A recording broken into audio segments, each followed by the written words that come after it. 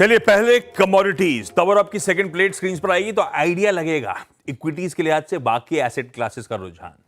Bond deals वहीं जहां छोड़ी थी उन्हीं लेवल्स पे। डॉलर इंडेक्स 100 के नीचे वो 99 से 99.5 99.7 के जोन्स पे घूम रहा है, कंफर्टिंग है अपने लिए।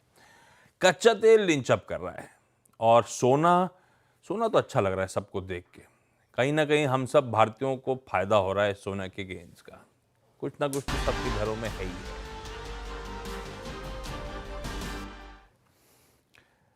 अब कमाई लेकिन आज के लिए कहां से होगी, वंदना जी बताएंगी। वंदना जी, कौन सी पॉकेट्स रडार पे और सोने का आपको कितना फायदा हो रहा है?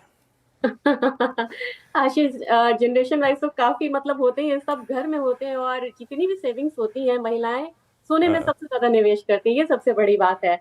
और मेरे ख्याल से कल जिस तरीके की मूव आई है और हम लोगों ने 95,000 पार होता हुआ दिखा है, आज के दिन में थोड़ा सा यहाँ पे स्लगिश होना चाहिए कि एक रेंज बाउंड मूवमेंट हो सकती है यहाँ पे सोने में।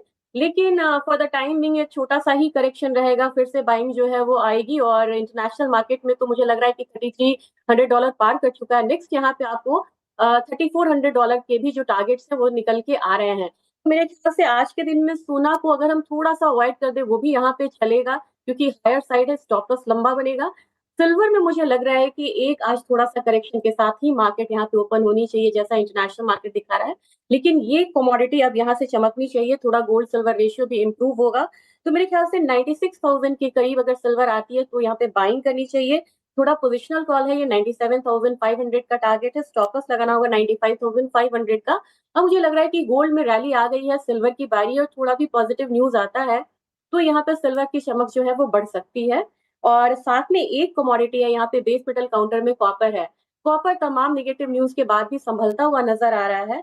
तो मेरे ख्याल से 842 के करीब यहाँ पे बाइंग करनी चाहिए, 849 का टारगेट रखना चाहिए, स्टॉप लॉस यहाँ पे 839 का लगा के चलना चाहिए। लीजिए भाई साहब, चांदी और कॉपर दोनों में खरीदारी करने का मन, स्टॉप लॉसेस नोट डाउन करिएगा।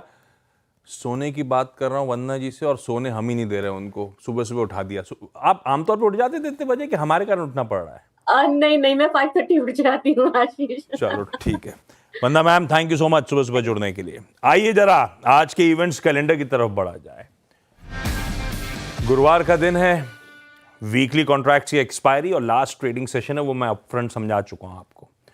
आज इन्फोसिस के रिजल्ट्स, उनकी जो रिलीज आई थी वो कह रही थी 3:45 पे हम नतीजे घोषित करेंगे। तो बाजार बंद होते ही नंबर्स आ रहे होंगे। निफ्टी के दरअसल 3 नंबर्स हैं, इन्फोसिस, एचडीएफसी लाइफ और जियो फाइनेंशियल सर्विसेज। वायदा में टाटा एलेक्सी और एचडीएफसी एएमसी के नंबर्स आ रहे होंगे। बोर्ड मीट्स हैं 2 इंपॉर्टेंट, अदानी पोर्ट्स और आईडीएफसी फर्स्ट बैंक।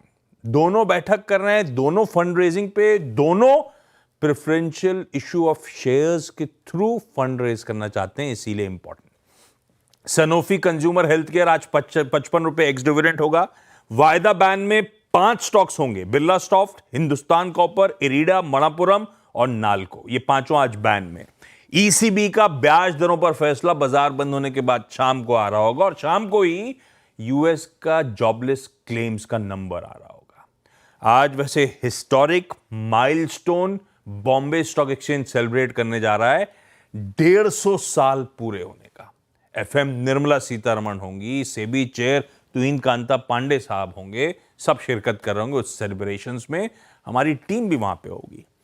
और क्योंकि कल छुट्टी है, पर मुझे बताना मेरा वो फर्ज है, कल केसरी चैप्टर 2 अक्षय कुमार साहब की, अक्षय कुमार और आर माधवन साहब की रिलीज होने जा रही है। और हां, आप सबको मेलोनी जी याद होंगी, इटालियन प्राइम मिनिस्टर। मेलोनी जी व्हाइट हाउस में ट्रम्प साहब से मुलाकात करने जा रही हैं टैरिफ नेगोशिएशंस के लिए।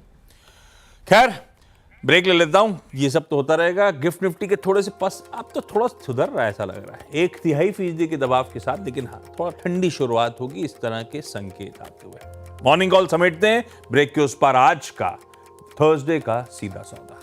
नमस्कार।